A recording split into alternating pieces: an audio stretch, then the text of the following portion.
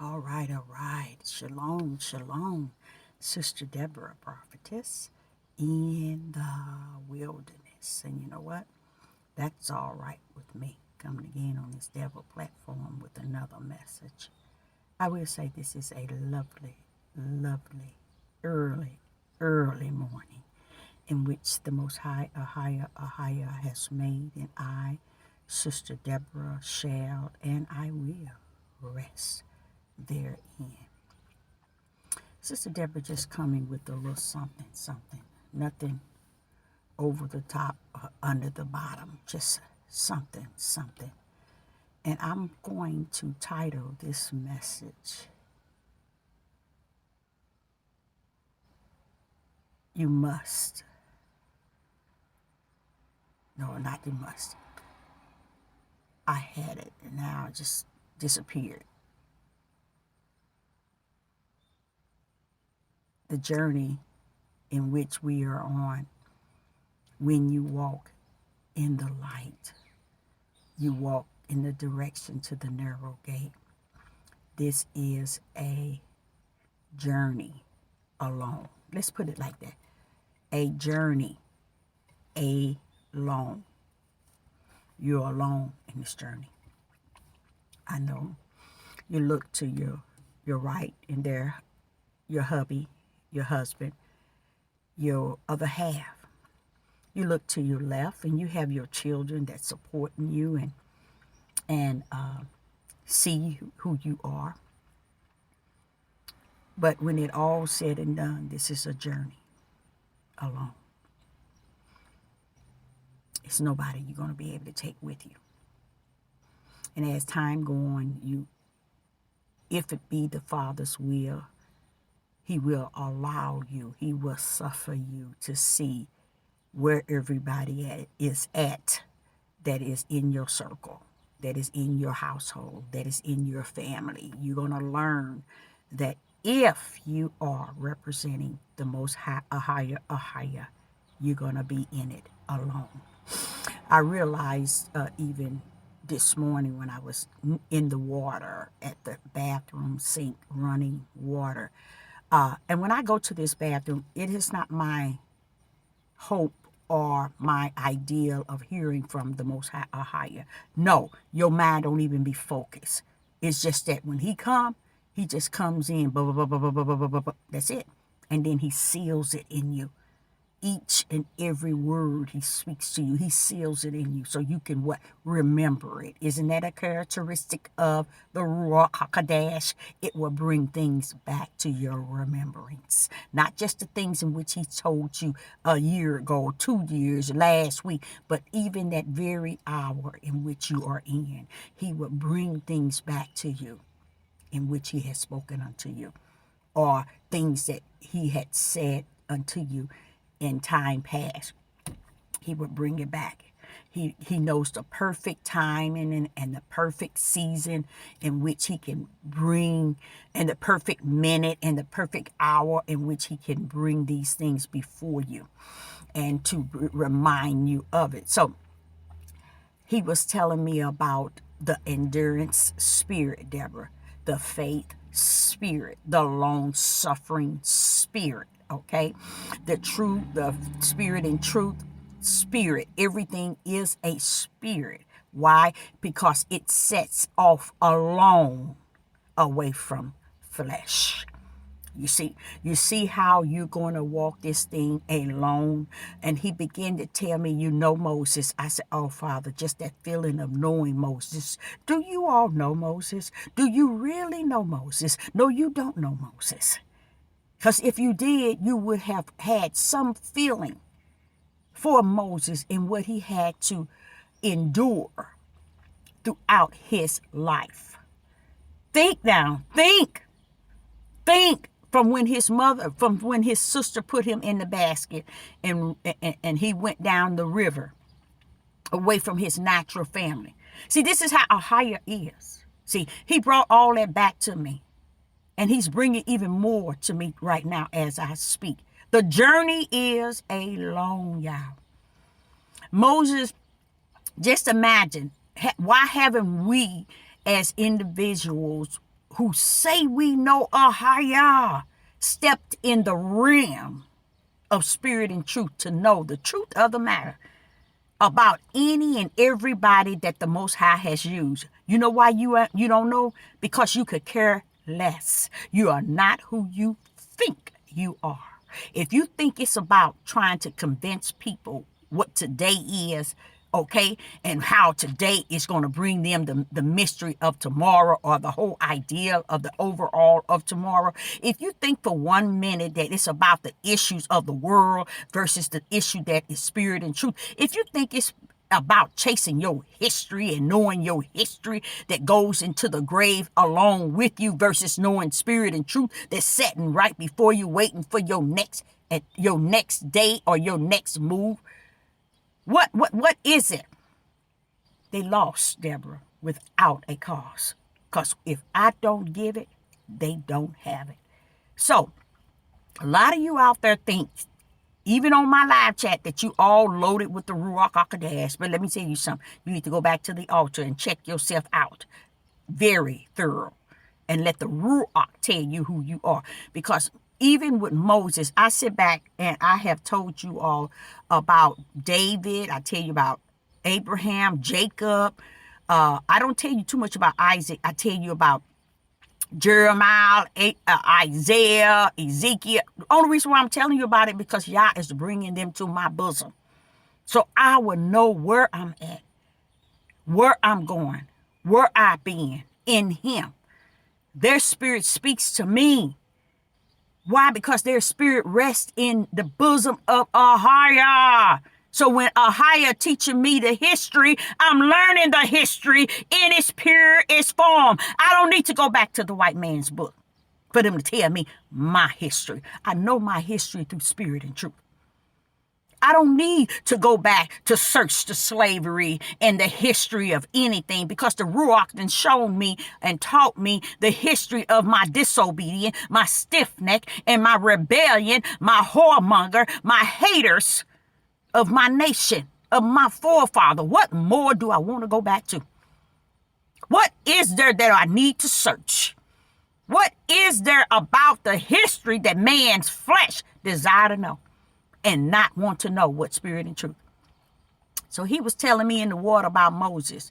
He said, people never really knew anything about Moses. He said, but you know Moses, Deborah. And I'm like, yeah, Father. First thing came to me when he said that. Guess what came to me? How Moses walked along, Yah. Moses had married. Moses had children. Moses couldn't deal. He couldn't deal. Moses wasn't allowed by Ahaya to have his wife and his children with him. That's why Miriam had to be cursed to bring her down off of what she really knew. Yah had to bring Miriam down because she was climbing up on the will of the Father. See, Yah will bring you down when you call yourself backing up so close to him. He said, okay, I got to bring you down. I'm going to have to take you down. And that's what he did. He had to take, it was Aaron and Miriam. When they was talking about Moses marrying this woman, they didn't even understand in the time that was to come, Moses wasn't going to have no connection to that woman nor that children. But Miriam didn't want to let go. So y'all say, I curse your tail. And after this curse, you will let go. That's why Aaron walked out, because he let go. Miriam, I'm not letting go. I don't care what Ahaya say. I'm not letting. Oh, you ain't gonna let go? Let's bring something a little bit on you. Let's bring some pepper on you. We see.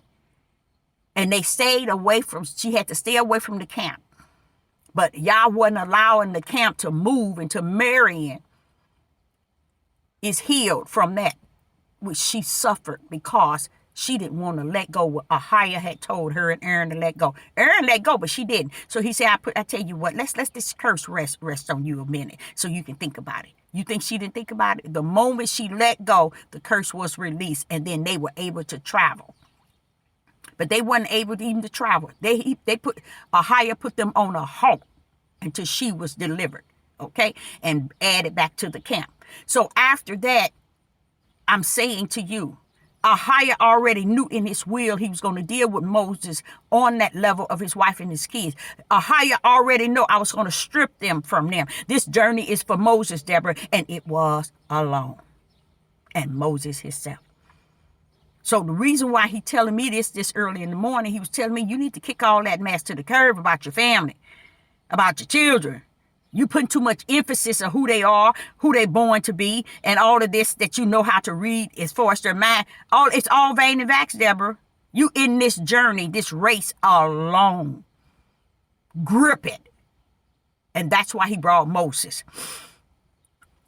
When you coming up too close to the Most High, and you trying to rub up on him in a way that he's not going to accept you that way, Ahiah will push you so far back. I'll tell you another one that did it. You remember when Peter went and Yeshua was telling him how the mission must go, he must die, and he must, and the things that's going to come upon him. What did Peter say? No, I shall die with thee, meaning I'm going to fight with you side by side. I'm going to die with you. And what happened? Did the Most High suffer Yeshua to say, look, you're going to deny me. The same one you talking about you're going to die for, you're going to deny me. Why? Because he wanted you all to see that the mission in which Ahiah had called him on, you cannot come and die with him. You cannot rumble and fight for him. He come down for you, not you for him. So I tell you what, Peter, we're going to see about you and really who you are. So what happened? Peter did and said what he said. Peter, and see, but y'all don't know nothing about that. I keep forgetting. Y'all too far on the left side. Y'all know nothing about that. Peter did exactly what he told Yeshua he would do. I would die for you. Who drew the sword? Who drew blood? Peter, the same one said he would die for him. Peter meant that. I'm going down with you. They come after you, bothering you. I'm going down with you, Father. Not Father, but he said, I'm going down with you, Yeshua. And I mean that. Did not he say that? Did not he fulfill what he said? Yes, he did. But what coming? Here come Ahiah. I'm finna bag you up to let you realize you can't die for me. You can't do a thing for me. Not for my will. You can't work on the other side of my will. My will does not require you to die, Peter. So I tell you what, I'm going to give you the spirit of Alzheimer's. So that when that time comes, and they take Yeshua away, you gonna buckle 3 times. So to show that you ain't even gonna have the balls to die for me. You see how he rumbled? Because y'all had to back you up off of him. Don't come up on my will. Don't come up on my will. Stand down. Only way you gonna be able to come up on me if I suffer you too, and I'm not suffering flesh and blood to ride up on me to know my A to my Z. So nobody is going to know it all. So he bagged Peter up. And you know what? Throughout the whole Bible, that's what he did to those who tried to come up on him so tight to where they knew him. He will bag you up off his will because he wants you to know this is my will. You ain't got no business coming up on it like you know it. You see, I'm going to bag your tail back up so you can get behind me and see my will walk itself out. See my back so you can see how I walk this thing out. Don't come up on the side of me. Don't come up in front of me. Throughout the whole Bible, 99.1 trillion missed it.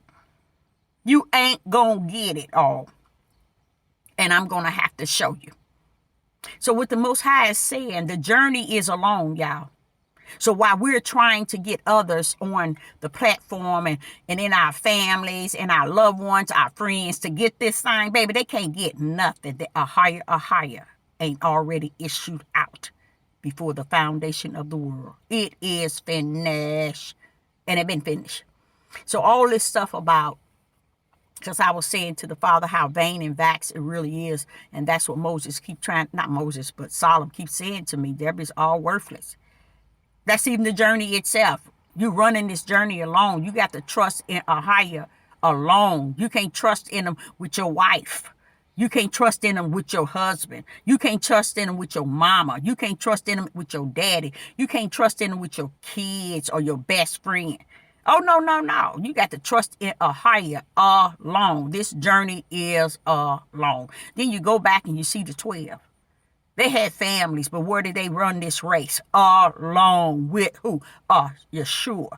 They ran, they got in that race and they took off. You didn't hear nothing else about their family and their children. This is what I'm trying to explain to you all. So when Sister Deborah is on this devil platform and she's giving y'all the pure, adulterated word of the Most High Yah in spirit and truth, you better listen. You better. You better. Because this better is for your own safety. And if y'all ain't putting in you that this journey is a long, then you just out there running a race. And guess what? Your jersey don't even say Yeshua HaMashiach. It says me, me, me, all in the back and in the front. You running a journey alone in your flesh. And don't think that Lucifer, Satan, is not in there. He got his signature somewhere on that jersey that you're running. Because you know what? Ahia said this journey is alone. So what he was informing me of is, Deborah, that's why I gave you the spiritual fruit, the spiritual gifts, so that you may endure. So the things that you're seeing, you see clear.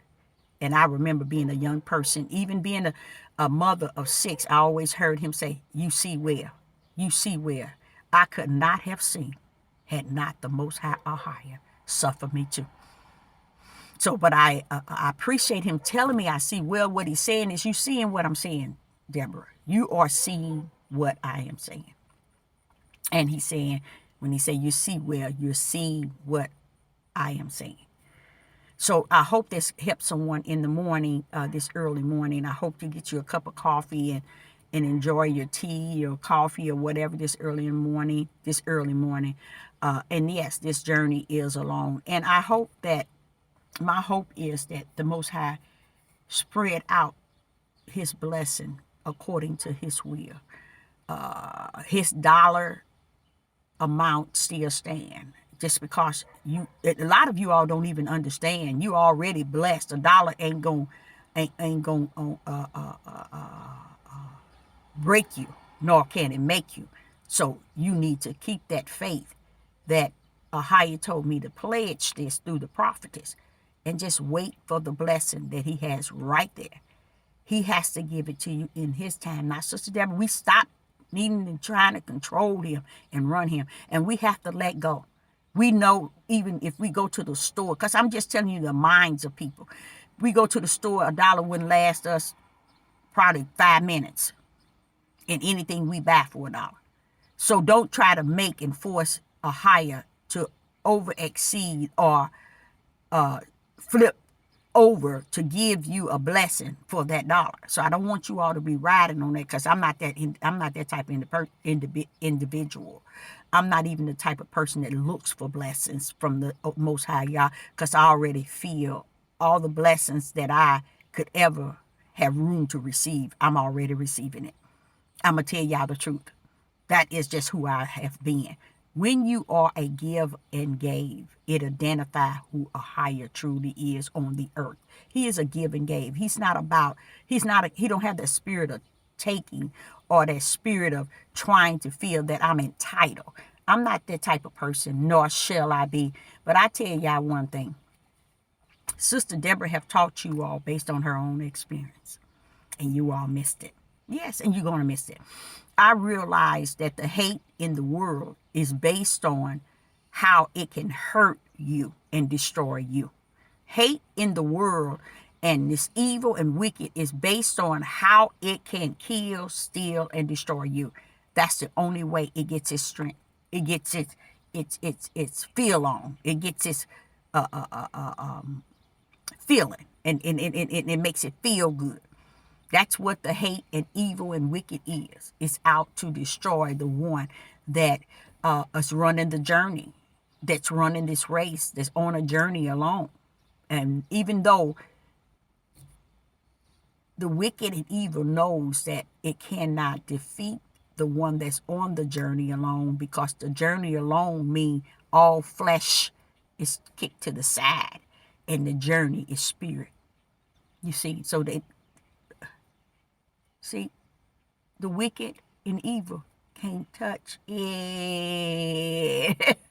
That's what I'm trying to tell y'all. Y'all need to learn what spirit and truth is. Y'all need to go back into the biblical and understand everything that lines up in spirit and truth, because spirit and truth is the light. It's come to bring you truth in its purest form, righteousness in its purest form, in its purest form. So consider and search yourself and see, am I one that's running a journey? Am I on a journey alone? See, when we run into family members and friends and husbands and wives and siblings and grandma, grandpa, mommy and daddy, wanting them to fall in where you at.